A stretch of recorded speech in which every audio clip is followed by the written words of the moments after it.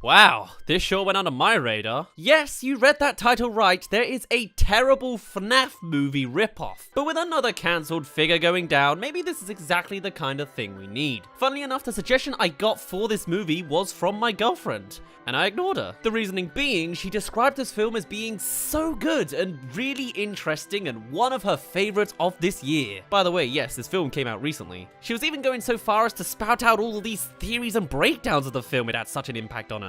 Of course, with such compliments like that, of course I wasn't going to cover it. I do terrible movies over here, not good ones. I've tried. And then recently I watched it, and suddenly it clicked. There was one piece of information my girlfriend omitted on all of her praises. She meant them all ironically. This is a film that is so terrible that it's fantastic. Let's actually get into the non-Freddy Fazbear reality that is Willy's Wonderland. Oh god. So after a million logos that legit feel like a parody bit, we come to our creepy animatronics. Kids love them and adults fear them. Hey, there's no co-op FNAF game. Either way, you can guess where this goes. One gets swept away by nothing, and the other... well, I guess this is a 15+ movie, so I guess we're not going to see much. Oh yeah, this is meant to be baby's first horror movie, so prepare for some Slender Man quality horror. Jump to the present day and we have a badass speed demon whose tire pops. Who is this guy? Well, he stores pop in his boot and apparently passes time like a Skyrim character. Oh yeah, did I mention this is a Nicolas Cage movie? 'Cause it is. And he's pissed. And driven to our location. Meanwhile, this lady is about to set the whole pizzeria ablaze before being arrested instead, colliding with our protagonist as it happens. And you know, this may have all the features of our usual junk, strange angles, lens flares, harsh color grading, and goofy parody, but I gotta say there is an element of competence in this too. We're not just following one band everywhere they go, and there are some well-placed hints of mystery. It is a step above our usual terrible content. Let's see how that continues. So the four depart. The boys continue on while the police officer handcuffs the lady in a house. Meanwhile, Nicolas Cage is given a proposition. The repairs on his cars require payment, even though he's in the engine for a tire issue. And since the ATM doesn't work here, he's gonna have to work for a night. I mean, of course it was gonna turn out this way. Though Nick is seriously not in the mindset of a vulnerable horror movie lead. Also, I don't know if you've noticed yet from all of the footage, but he's not uttered a single word the entire time. Yes, that's right. This character they've written is such an enigma that he's stoic, he's badass, and he's absolutely non-verbal this entire film. He really is a video game character. And so he's shown around the place, given a good smile, and locked in the facilities. Though, slight twist, Nicholas isn't to guard the place, he is to clean it. Perfect for actually exploring each crevice rather than staring at screens all day. As for our secondary plotline, we suddenly have a bunch of kids bursting in to save our house prisoner. Liv Hawthorne is her name, by the way. And these guys are every single horror trope under the sun. The promiscuous one, who I legit thought was Leah Marie Johnson for a moment. The nerd, the over-the-top black guy, it's all here. These guys are total bait for some blood. They lockpick her out, interact to showcase their stereotypes, and leave. Time for Nick's shift to begin. The animatronics are creepy as always, playing mind games with you. We get some ASMR kitchen cleaning content, and then before even the bots do something kooky, Nicolas Cage does, having his alarm go off, prompting him to take a break, drink some pop, and reveal a dusty old pinball machine? And the cinematography for it is just... Anyway, back to work, and the drama soon begins, with Ozzy the Ostrich confronting our guy, who's not having any of it. And then they fight...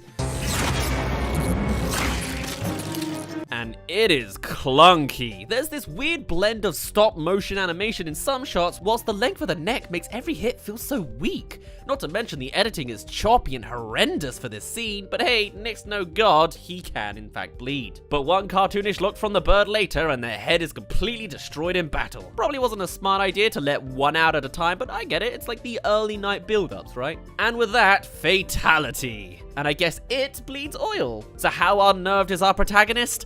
Not at all. He just puts on a clean shirt and resumes. What? I love it. Nick goes to bin the bot before realizing he's locked in. Time for another scheduled break. Pop and pinball. This is surprisingly sensual.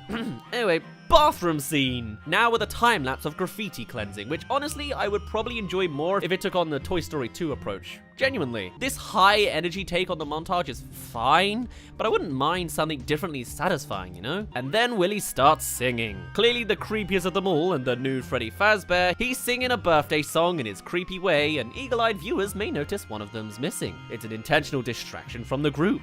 And on return... Okay, where did they get the blood for that?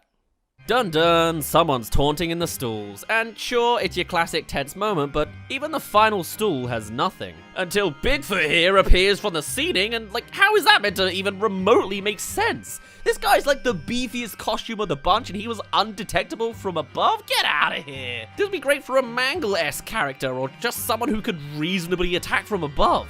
And this fight scene, something that I think just doesn't translate from the game's approach to violence is, this just looks like a guy in a suit. I don't know if it's the motions being too fluid or just the humanoid shape of them all, but it's honestly hard to take this fight scene seriously. It's Nick Cage fighting a Gus the Gorilla mascot. And it's over pretty quickly too. Being manhandled with this interesting shot, then plunging it in the face and curb stomping it on the urinal. So like World's End. The directing for this is actually not bad, but the editing is dreadful on these fight scenes. And with a couple quick shots, Nick is all cleaned up, taping up a few more injuries he's taken this time, and fixing the broken mirrors by just taking it off. He bins Body 2, has a stare down with Willy, and has another break. You'd really think now would be the time to gang up on him since it's clearly not a secret anymore. Anyway, he sands down his fingernails and plays some good old pinball.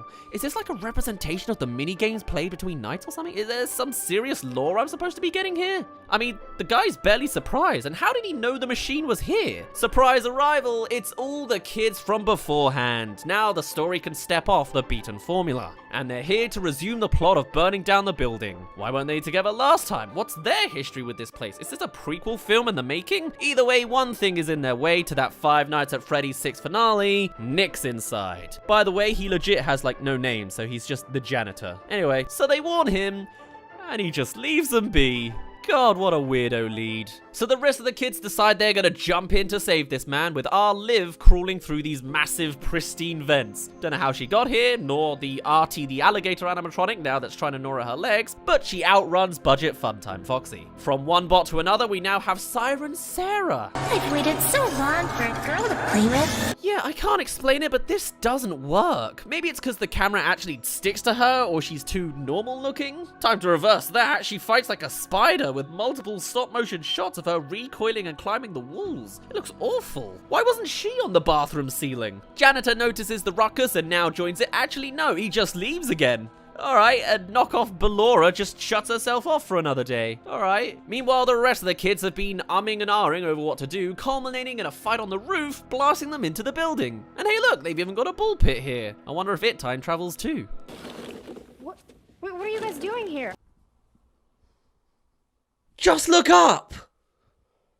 God! So anyway, everyone's here. And instead of fighting head on, Nick appears to stop the stabbing of the siren for some reason. He's got a system, I guess? And of course, it's not a horror movie without that one couple who dawdles off to do their own thing over in the super happy fun room. And on the complete opposite side of the spectrum, we have Missy here explaining the lore of this place. Child killer employees, luring kids away, disguising in suits, and slashing them. Kind of par for the course for your classic FNAF tale. Except this time, they killed themselves in a ritual to possess the animatronics around them, fully intent on killing more. And they did. Sometimes with victims that couldn't act, and other times with victims who have the greatest prompt in this entire film. I mean, imagine getting to be this kid who has to pretend he's lost a chunk of his shoulder. Oh, so fun. Nick Cage reacts pretty much the same as he always does. Or am I supposed to surmise something from this expression? Did he know this already? So hey, you've survived around halfway, so do consider subscribing, or check out my other links, all contained within this one link here, down in the description. I just knocked over my Coke. It's also at this point that the animatronics choose to put on another show as Nick goes on his pinball break again.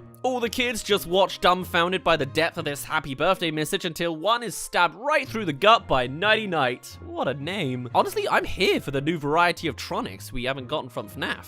God, why is Nick Cage thrusting at the pinball machine? At least in this PG-13 sex scene, it makes sense. And you can guess how this turns out, but we won't get there yet since everything seems to be happening all at once. Let me get my head around all this. So there's the nerd kid with Siren Sarah and Tito Turtle lives up against the sword-wielding knight using tables as defense against the one guy that can slash through them. Nick is doing the deed with a pinball machine essentially, and he's really into it. Loverboy is running into this new room to hide, popping in the massive asset in the center of the room. He's a lover, not a thinker. As for our favorite nerd cliche, he's not having a good time. Loverboy goes ahead to call some officers to actually push them into action, and so they start heading onto the scene. Of course, talking out loud while you're meant to be hiding in a room isn't exactly the best idea. Somehow the nerd is still alive and going with this sequence of flashing lights that will slow down for you. I mean, it's not a bad horror lighting trope, but this really could have been done better if the motions made any sense. Or better yet, if we couldn't see them move when it was light. You know, like half the fear factor in most of the FNAF animatronics. Anyway, I think that's the end of him. Not that I can really show it with how fast the lighting's going. Nick finally finishes his break and then immediately appears in the next scene against the knight. It looks like he's the only one who has the power to actually do anything against these guys. And when he does, they just sort of shut off, ready to be mashed into the wall. And so it goes down too, with another undecipherable stare from the lead. And on the flip side of that, these two are still going until Crocky comes through to slash away all the fun. Don't know how the place got locked, but apparently it is now. And then we have a cut of Nick and Liv on the other side coming through, kicking down the entire door, as you do,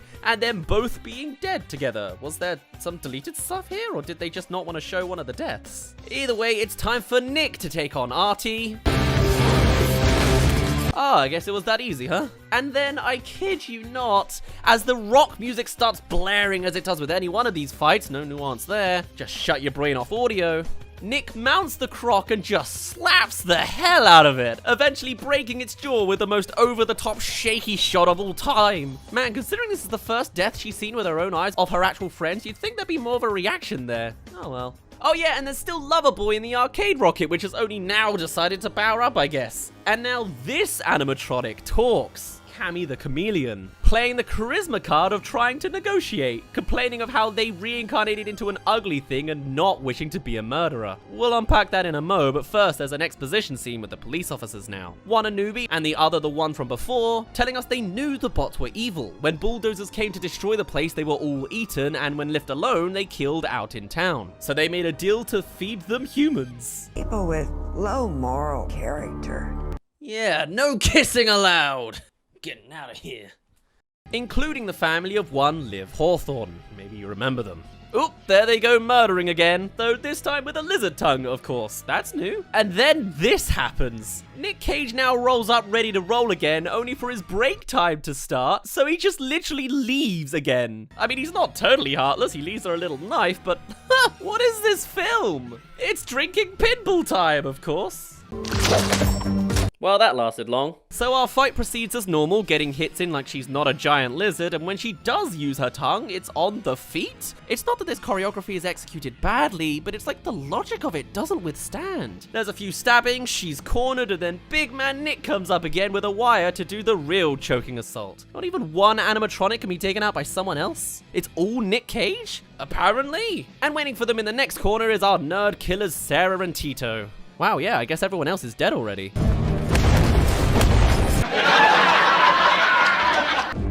Drop the lizard.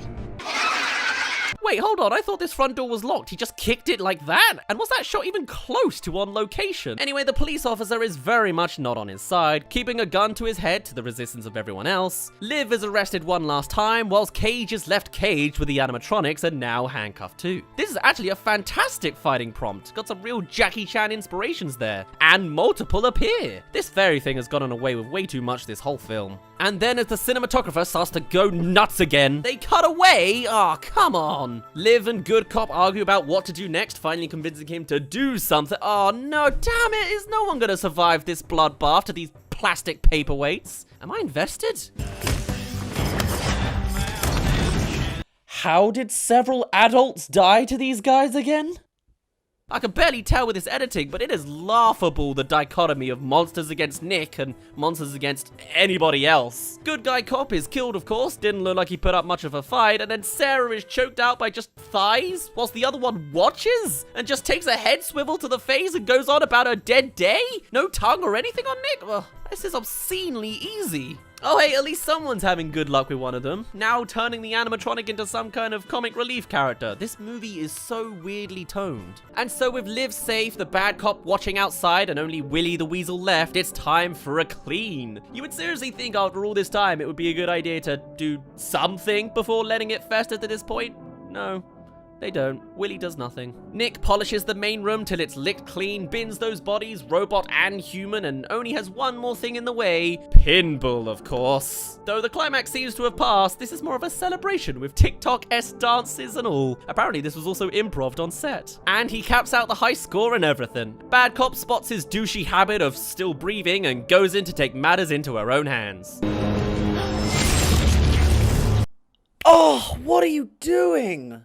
This big bad serial killer has to be the stupidest person in this entire canon. Why would you attack the one who's here to help you? It's not like it's a feral creature that can't be reasoned with. Their entire backstory is that they are humans and that they have been reasoned with. Not to mention the contrivances of this shot, turning around to Nick as if he could do anything just to have her look towards us when the crappy VFX split screen happens. I mean, I guess it's intimidating to have your villain that powerful, but not when they have the same intellect as the inanimate object they're possessing. They're throwing tables, running around, and then grab Nick just to throw him away. That was easy. So gentle. Though it activates our next thing, Nick getting put in a daze because birthday celebrations are all around. This is the only time he's ever been thrown off. Why here, now? Is it the confetti?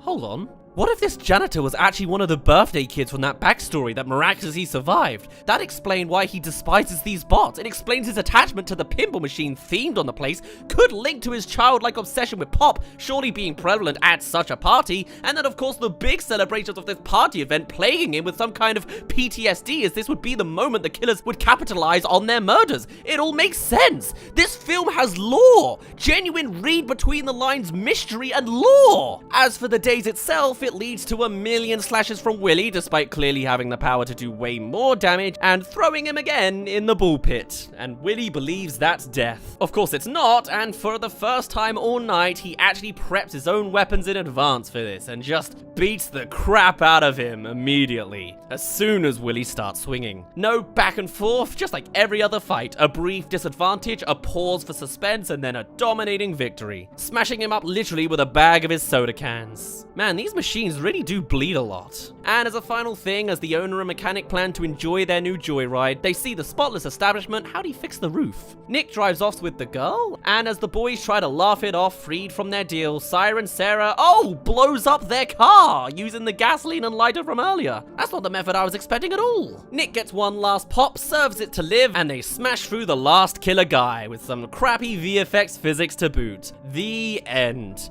Oh my god, did I actually enjoy this movie? Is it not terrible? I mean, it kinda is, but for most of the execution, it covered the FNAF formula pretty perfectly. The janitor as a character is really fun. A direct translation from video games, he's mysterious and quirky, and the actual designs of the animatronics are pretty good, if only they were more mechanical and less organic looking. The set was fantastic, as was the pretty simple plot. The budget was stretched great for how low it was, and honestly, the cinematography was astronomical. I mean, look at all these great shuffled shots. But what really drags down this movie is the abhorrent editing and the stupid choreography to boot, and just some choices like the rock music every time taking out all tension. Plus, like, how did the animatronics die? I thought it was their core at first, but then they stopped with that element. I guess what really goes in its favor is that it's a film that's not to be taken too seriously. You gotta laugh at a stupid movie like this, and then it becomes genuinely entertaining. Easy to do when half your shots have this extreme wide angle that squishes everyone to the sides. I do wish, though, it could have been a bit more hard-hitting than a 15+ rating. Having such lightness on the horror kind of makes it a weak watch, but considering the demographic is so young, it also works out way too well. And you know, this film could very well get a sequel too. I'd watch it. Not to mention the responses made this movie a cult classic, and I could see why. It's great drinking material, but also kind of good for how quirky it is, and there's a mystery under the surface. Will the hot dog shots ever lead to something? Still, plenty of cliches, and I wish it was better and different, but boy was I thoroughly entertained. And bloodthirsty for more. So I guess I'll just wait to see if the real FNAF movie lives up to such a standard. For now, my name's been Dazz. You didn't really care. Come check out all of my other links, and I'll see you in a bit.